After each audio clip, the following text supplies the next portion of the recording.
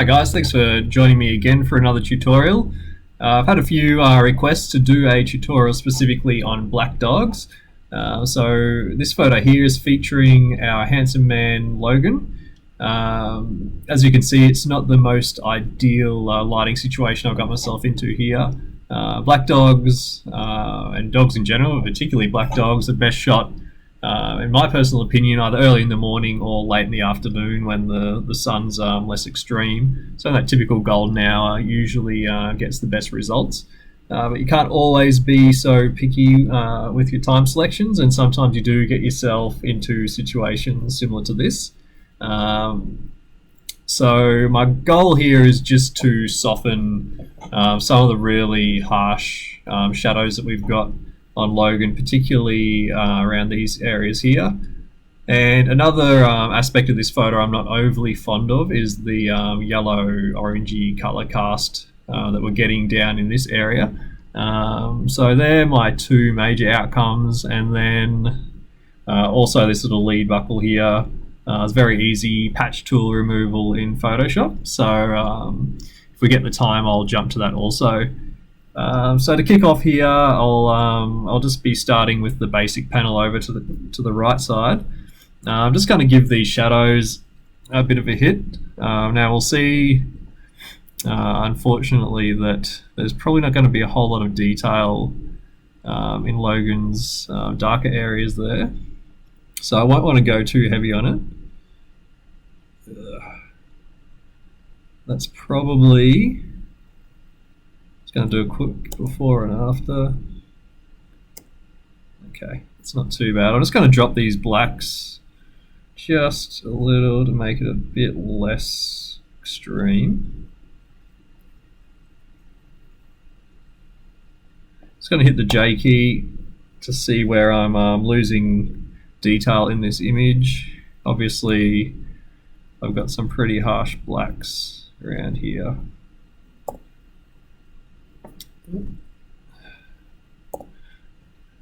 Personally, I'm erring towards having some black chunks with the good of not blowing out this noisy area too much here.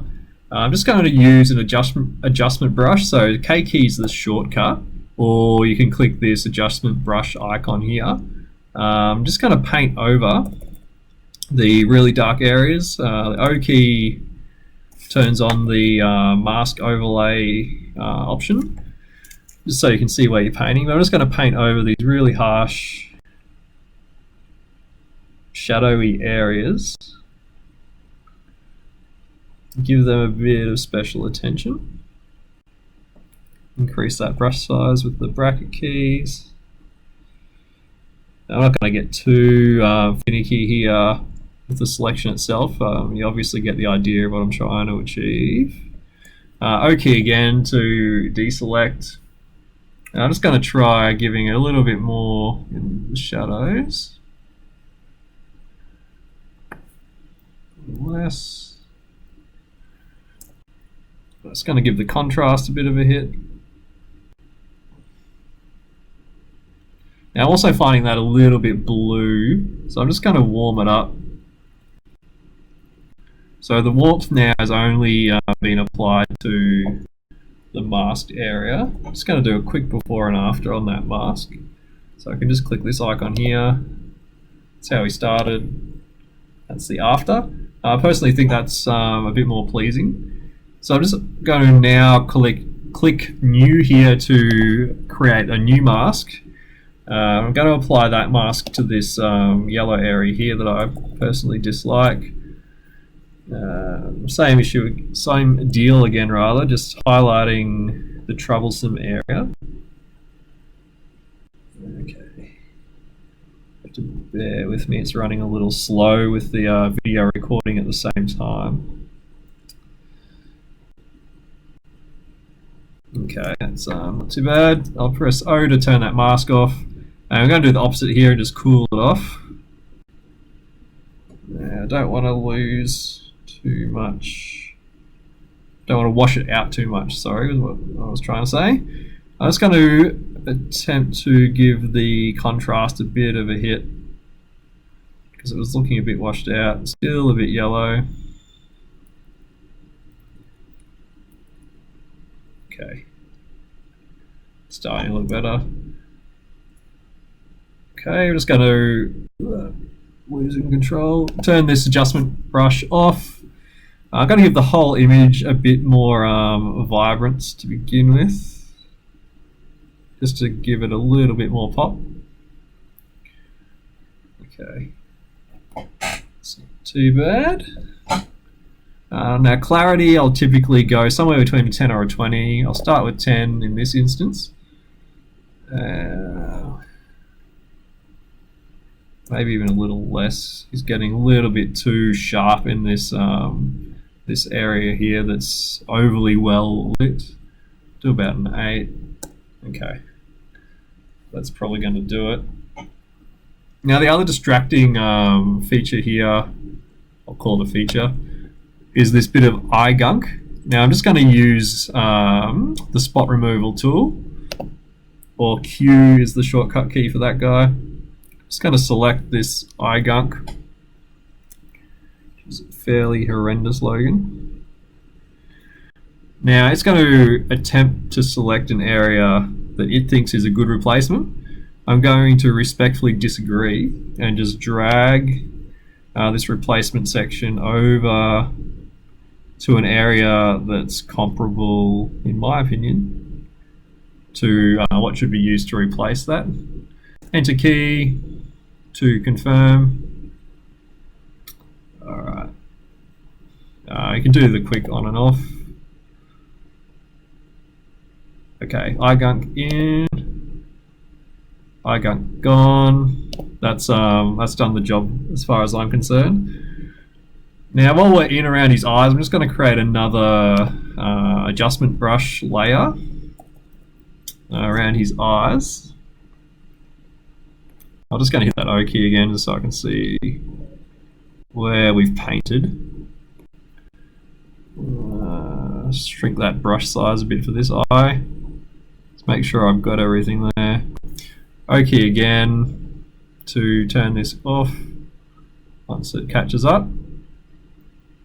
Come on, alright. Now I'm just going to give these a bit of contrast because they're looking a bit washed out. Don't know why I'm doing that. Okay. Just going to do a quick before and after on that.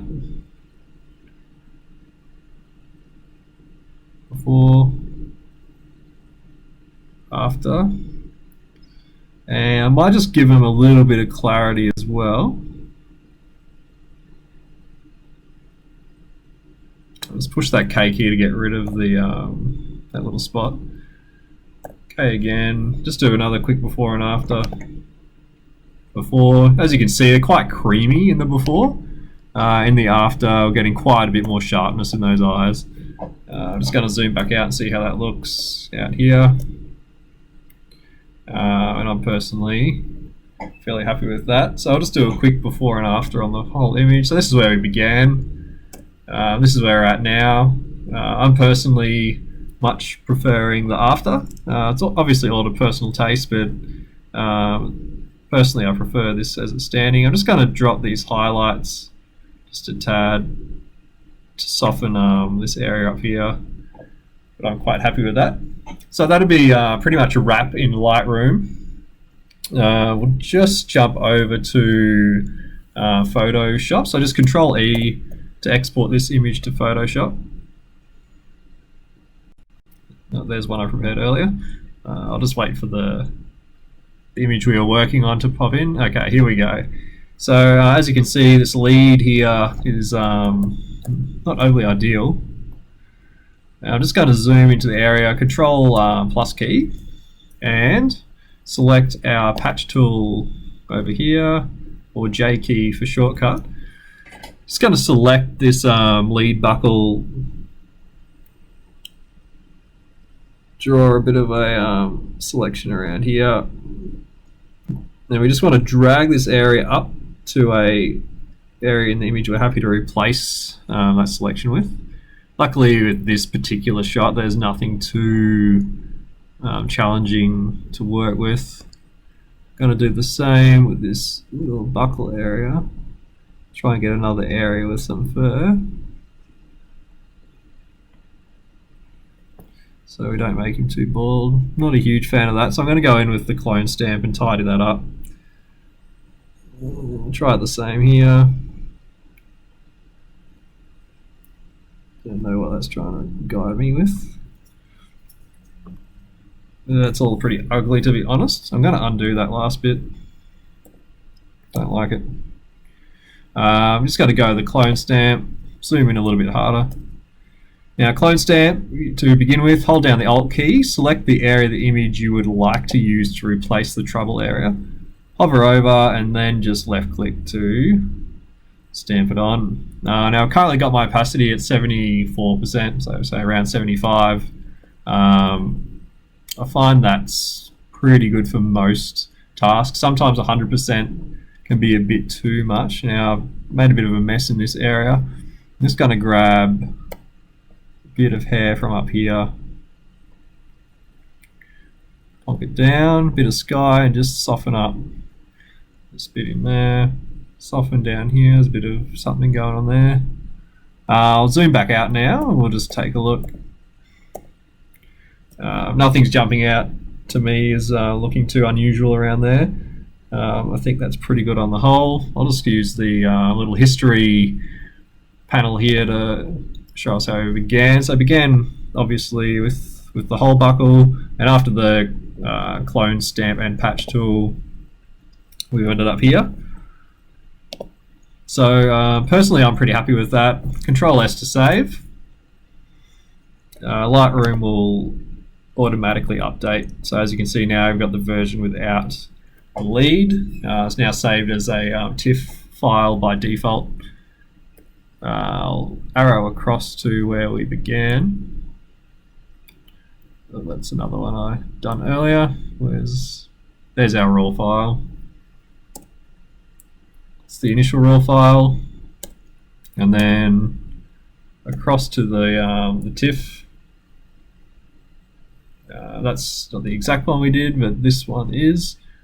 So as you can see on the previous edit, I went a bit heavier on the vibrance, and that's certainly an option. Once again, it's all to taste and personal preference, but if you like the heavier vibrance, the only difference with this image was that I would have just gone heavier on that vibrance slider. So that's pretty much a wrap for what I wanted to show you with this particular edit. I will aim to do a couple of others because this one was a bit on the extreme side. Like typically you can rescue more detail in these shadows, but this image was just a bit too blown out to do much more than that with.